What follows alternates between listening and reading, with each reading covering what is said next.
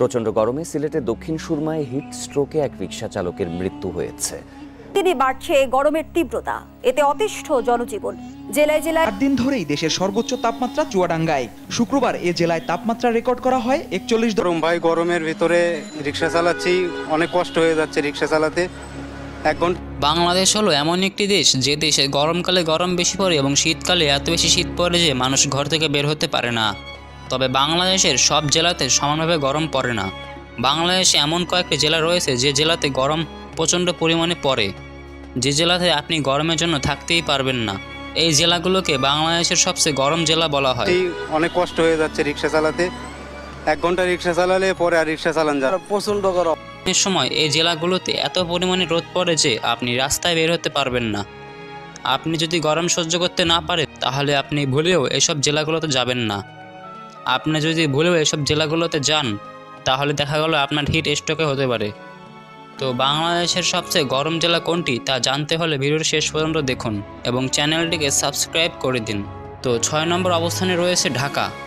বাংলাদেশের সবচেয়ে গরম জেলার ভিতরে ঢাকা হয়েছে 6 নম্বরে।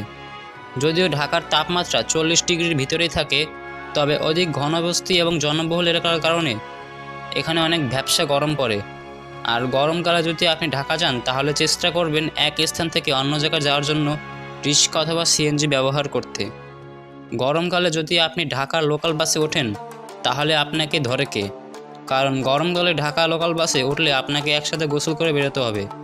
কোনো বিশেষ কাজ না থাকলে গরমকালে ঢাকাতে না যাওয়াই ভালো, কারণ এই সময় ঢাকায় খুব গরম পড়ে। আজ মধ্যপ্রাচ্য বা আফ্রিকার যে কোনো শহরের চেয়েও বেশি বাংলাদেশের রাজধানীতে। এরপর 5 নম্বরে রয়েছে পাবনা। বাংলাদেশের সবচেয়ে গরম জেলাগুলির ভিতর পাবনা হলো 5 নম্বরে। গরমকাল আসলে পাবনা জেলার তাপমাত্রা গিয়ে দাঁড়ায় 40 ডিগ্রি সেলসিয়াস। আর সেই সাথে প্রচণ্ড গরমে পাবনা জেলার সকালে অতিষ্ঠ হয়ে পড়ে। বাসাতে যদি কোনো বৃদ্ধ লোক থাকে তাহলে গরমে সে আরও অসুস্থ হয়ে পড়ে। আপনি যদি গরম সহ্য করতে না পারেন তাহলে গরমকালে পাবনা জেলাতে যাবেন না। পাবনা জেলাতে গরমকালে এত বেশি রোদ পড়ে যে আপনি রাস্তাতে বের হতে পারবেন না। কোনো উপায় নাই, তো বাধ্যগতভাবে মনে করো চালাই লাগে। এরপর 4 নম্বরের অবস্থানে রয়েছে চুয়াডাঙ্গা। ধরেই দেশের সর্বোচ্চ তাপমাত্রা চুয়াডাঙ্গায়। শুক্রবার এ জেলায় তাপমাত্রা রেকর্ড করা হয় 41.3। বাংলাদেশের সবচেয়ে গরম জেলার লিস্টে 4 নম্বর অবস্থান রয়েছে চুয়াডাঙ্গা। গরমকালে এই জেলাকে বলা হয় হিট ওয়েভ ডিস্ট্রিক্ট। গরমকালে এই জেলার জনগণের জীবন একেবারে অতিষ্ঠ হয়ে যায়। এই জেলাতে তাপমাত্রা বৃদ্ধি পেলে জনগণের জীবন একেবারে বিপর্যস্ত হয়ে পড়ে। তাছাড়া ঘন ঘন লোডশেডিং তো রয়েছে। ঘন ঘন লোডশেডিংয়ের জন্য আরও বেশি দুর্যোগ সৃষ্টি হয়। প্রচণ্ড রোদের তাপে মানুষ জীবিকার জন্য রাস্তায় বের হতে পারে না। খেটে খাওয়া মানুষ তাদের অনেক বেশি কষ্ট হয় এই গরমকালে। গরমকালে এই জেলার তাপমাত্রা সবসময় 40 ডিগ্রির আশেপাশে থাকে।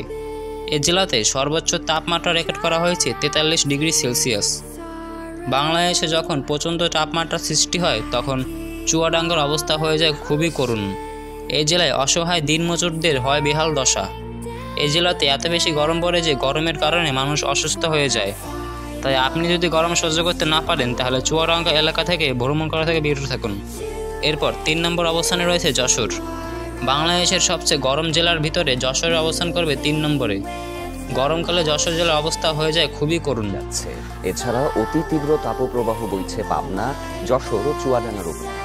এই জেলাতে এত বেশি গরম পড়ে যে গরম সহ্য করতে না পারে শিশু বৃদ্ধরা হসপিটালে ভর্তি হয়। গরমকালে পুরো তাপদাহে পড়তে থাকে এই যশোর জেলা। বাংলাদেশের অন্যান্য জেলায় গরমকালে বৃষ্টি হলেও যশোর জেলায় গরমকালে বৃষ্টির পরিমাণ খুবই কম। এই কারণে যশোর জেলার মানুষের জীবন হয়ে ওঠে অনেক দুর্বিষহ। এরপর 2 নম্বর অবস্থানে রয়েছে নটোর। বাংলাদেশের সবচেয়ে গরম জেলাগুলোর ভিতর নটোর অবস্থান করবে 2 নম্বরে। নটোরের লালপুরকে বলা হয় বাংলাদেশের সবচেয়ে গরম জায়গা।